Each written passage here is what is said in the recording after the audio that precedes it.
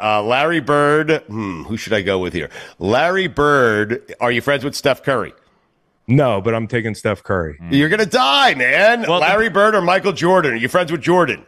No, I'm taking Larry Bird. Okay, good. All right, there you go. The problem, Chris, is everyone else who's played this game is like Bob Ryan or like that type of person who the answer is always going to be Larry Bird. Yes.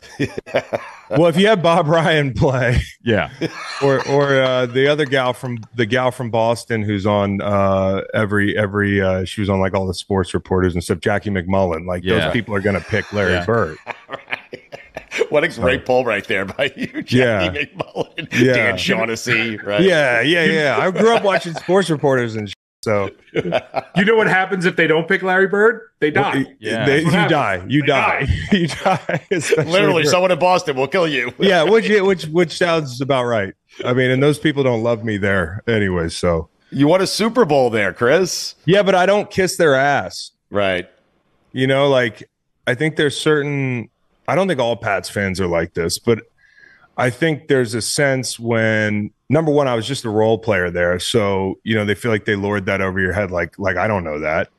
And then number two, when you leave in free agency, you know, and you decide to leave and then you go to a team that beats you in the Super Bowl. And I haven't like unnecessarily gloated about that because again, you know, it's a team game and I just got lucky. But I do think that kind of, for the few that actually think about me on a regular basis up in Boston, I think that factors in. And then the fact that I have the audacity to talk on the team as a national media member, which I'm not, I don't know what the membership is to be a national media member. I don't know if I've jumped through those hoops, but I talk about every team. So you know how it is when you talk about somebody's team, they act like that's the only team you're talking about. And for Boston people, I think sometimes they're like, what the does this guy know? He's only here a year. I know what I see on tape and I don't pretend to know more. Even though you were only there for a year, you kind of, I guess, got a behind-the-scenes view of the Patriot way and all that stuff. Are you surprised to kind of see how this is seemingly ending with Belichick and the Patriots, where it's almost like it looks like both sides are ready to move on, and it's almost like he seems like he's just hanging on and trying to find a spot to pass Shula, which seems crazy at the time where he was at the top of, you know, the football world, and he was a genius, and he was clearly the best ever.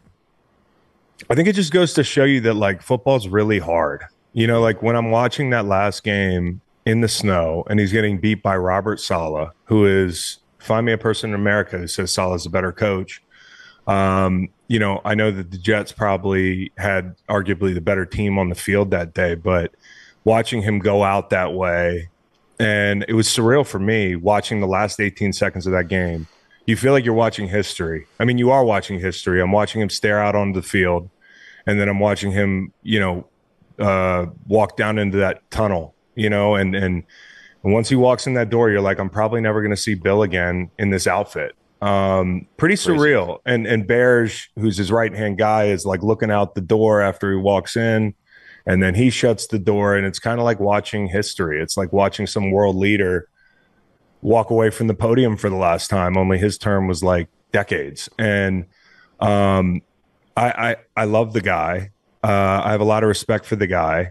I think he's a great coach. I think he can still coach, but he needs a fresh start. And I also think he's the type of guy that that doesn't want to stop. There's nothing that he'd be coming home to, you know, like I know he has a life, he has a family and probably some interests, but you can't build little model ships or go on tours of the Navy campus or, you know, like whatever else, hang out with his dog. That can't fill his time. And I don't think he has something that he can replace the football itch with. But for these coaches, especially when you've crossed that threshold and you're not like retiring by 60, you know, Bill's 70 years old. Where's he going? What's he going to do? I think he's passed up that chapter in his life where he's like, I'm going to retire and relax. I do think he can still coach. I worry about the buying the groceries and chefing up the meal. Just be the coach. Yeah. Just be the coach, you know, and I think I think that's going to be restrictive in some places if he wants to do the same thing. I don't know that every place is going to look at that and say, I think the minority of places would take that chance. You wouldn't know. Billy, I don't think he has a choice. No, I know, but you think he'll be fine, kind of like, let me just focus on this and get the record. I think it's you'd have to get inside his head and understand the motivation. If it truly is the record, and I think he tied the record for the most losses at the end of that game Sunday, regular season losses, but like, if the record's important to him, he's going to go coach somewhere where he respects the GM. You know, not every place has like a Mickey Loomis where there's like organizational structure for a long time. And obviously the results have been mixed, and, you know, bringing Derek Carr in wasn't the best move in retrospect, but I think Mickey's done a great job. You think about like a team like the Saints. I don't think anybody's talking about Bill going down there, and nor am I implying that, but maybe if there's a GM that commands his respect on some level, I don't know if it's like, hey, you know, there's a situation like Atlanta where it's like, what does McKay do? Right. You know, he's not the GM, but Fontenot's not even at the Fontenot, or however you say his name. He's not even at the press conference with Blank and McKay yesterday. So it might be a situation like that where there's like a hybrid, and he's like, okay, I can live with this. This is a guy that hired Tony Dungy. He was in Tampa for a long time.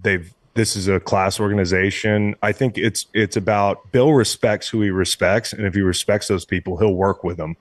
But it's also about his motivations. Some of these jobs, like big jobs, might come open. Philadelphia, maybe even Dallas. If Mike McCarthy loses, Jerry Jones says it's a game-to-game thing right now.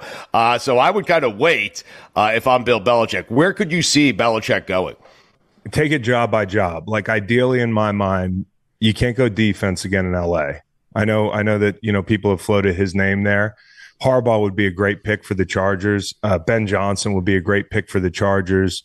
I do think with Bill, like, history factors in. So if like the Giants job opened up, I think the Giants, I mean, with his respect and reverence for that franchise, like, you could see something like that.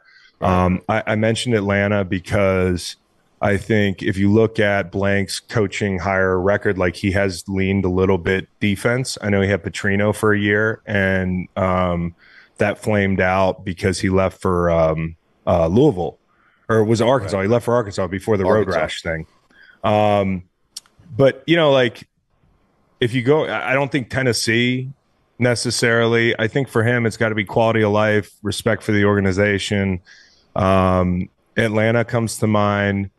The other openings, obviously, at this point are the Raiders. And if I'm the Raiders, I don't think that job should be open. I'm an Antonio Pierce fan. I think, like, Mark Davis, for as much as he wants to be popular, what's the most unpopular thing he could do is pull a Bisaccia 2.0, only with a team that played even better and had a bigger turnaround.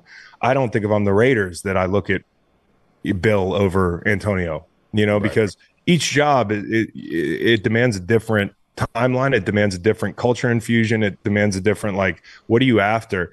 For instance, with Harbaugh, I think he's great with a young quarterback.